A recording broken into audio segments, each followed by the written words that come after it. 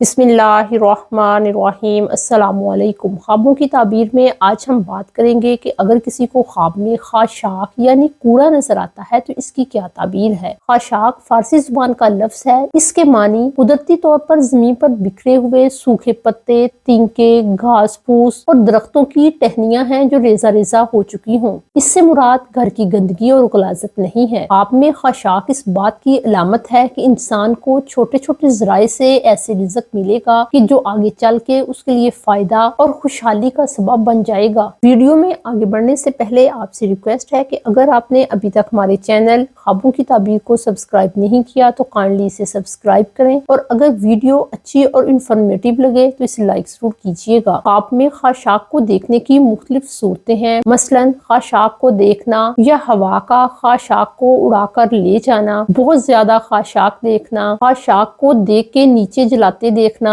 جنگل سے گھر میں خاشاک کو لانا، محلے یا شہر میں ہوا کا خاشاک کو لانا وغیرہ۔ حضرت علامہ ابن سیرین کہتے ہیں کہ اگر کوئی خواب میں خاشاک یعنی کوڑے کو دیکھتا ہے تو اس بات کی علامت ہے کہ اسے مال و نعمت ملے گا۔ ایسے شخص کی زندگی میں ایسے وسائل پیدا ہوں گے کہ جن کی وجہ سے اس کی زندگی میں آسانی پیدا ہوگی اور اس کے رزق میں اضافہ ہوگا، اور ایسا شخص خوشحالی اور اطمینان والی زندگی گزارے گا۔ خواب میں یوں دیکھنا کہ اس کے گھر میں بہت زیادہ خاشاک یعنی کوڑا پڑا ہے اور وہ اسی میں رہ رہا ہے تو اس بات کی علامت ہے کہ صاحب خواب کو اتنی ہی مقدار میں رزق، سہولتیں اور خوشحالی نصیب ہوگی۔ خواب میں اگر کوئی یوں دیکھے کہ ہوا آئی اور اس کے کوڑے کو اڑا کر لے گئی یا اس کا کوڑا جل گیا تو اس بات کی علامت ہے کہ کوئی حاکم یا بڑے عہدے والا صاحب خواب کے مال کو لے گا۔ خواب میں اگر کوئی خاشاک یعنی کوڑے کو اپنی دیکھ کے نیچے جلاتا ہے تو اس بات کی علامت ہے کہ ایسا شخص اپنے گھر والوں پر مال خرچ کرے گا اور مال جمع بھی کرے گا۔ اگر کوئی شخص خواب میں جنگل سے خاشاک کو لا کے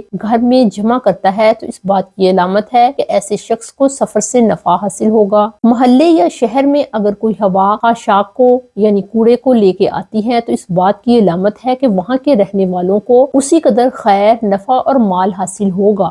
اپنا اور اپنے گھر والوں کا بہت خیال رکھیں۔ السلام علیکم۔